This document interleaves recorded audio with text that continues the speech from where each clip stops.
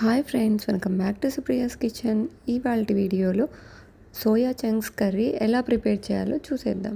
ముందుగా ఒక బౌల్లో వాటర్ తీసుకొని ఆ వాటర్లో పసుపు ఉప్పు వేసి బాగా మరగనివ్వాలి. నీళ్లు బాగా వేడైన తర్వాత మరిగేటప్పుడు సోయా చంక్స్ని అందులోకి వేసుకోవాలి. అదేవిధంగా పక్కన మనము కడాయి పెట్టేసుకొని పోపు కూడా వేసుకుందాము. రెండు ప్యారలల్గా అవుతూ ఉంటాయి అన్నమాట.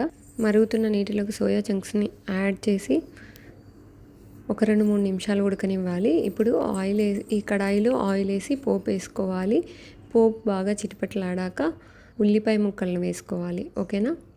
ఇప్పుడు చూసారా, ఒక 5 నిమిషాల తర్వాత సోయా చంక్స్ బాగా ఉడికింటాయి కాబట్టి స్టవ్ ఆపేసేసి ఇక్కడ మనం పోపు వేసుకున్న దాంట్లో అల్లం వెల్లుల్లి అలాగే పచ్చిమిర్చి ఉల్లిపాయలు అన్నీ వేసి బాగా కలుపుకోవాలి.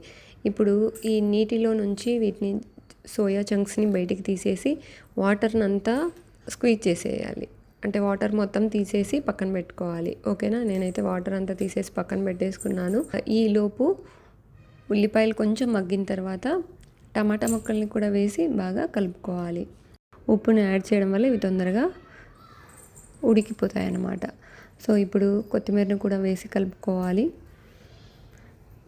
టమాటాలు బాగా మెత్తగా మగ్గిన తర్వాత మాత్రమే మనము వీటికి మసాలా అంతా యాడ్ చేయాల్సి ఉంటుంది.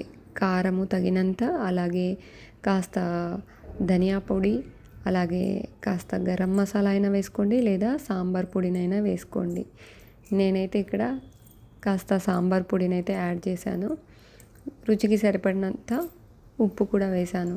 అది ముందు వేసిన ఉప్పు వచ్చేసి వెజిటేబుల్స్ మగ్గడం కోసము, ఇది వచ్చేసి కర్రీకి సరిపడినంత సాల్ట్ని అయితే యాడ్ చేశాను అన్నమాట. ఇప్పుడు బాగా ఒకసారి కలుపుకున్న తర్వాత మనం ముందుగా ఉడికించి పెట్టుకున్నటువంటి సోయా చంక్స్ని ఇందులో వేసి బాగా కలుపుకోవాలి.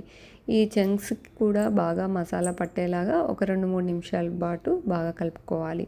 తర్వాత గ్రేవీకి కావాల్సినంత నీటిని అయితే యాడ్ చేయాల్సి ఉంటుంది. ఓకేనా? ఈ నీరు కొంచెం చిక్కబడే వరకు బాగా కలుపుకొని చివరిలో కొంచెం కొత్తిమీరని గార్నిష్ చేసుకొని నీళ్లు గట్టి పడిన తర్వాత స్టవ్ ఆపేసుకోవాలి. అంతే అండి, సోయా చంక్స్ కర్రీ అయితే రెడీ అయిపోయింది. చాలా టేస్టీగా ఉంటుంది. చపాతీకి అయితే చాలా బాగుంటుంది. తప్పకుండా ట్రై చేయండి.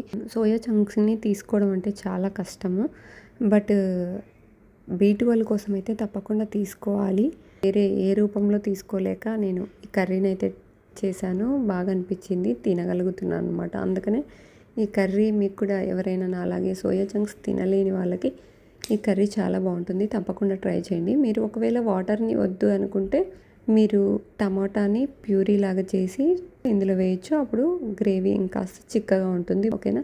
తప్పకుండా ట్రై చేయండి. Thank you for watching. నా వీడియోని మీకు నచ్చినట్లయితే లైక్ చేయండి, షేర్ చేయండి. ఇంకా ఎవరైనా సబ్స్క్రైబ్ చేయకపోతే subscribe to Supriya's kitchen. Thank you for watching.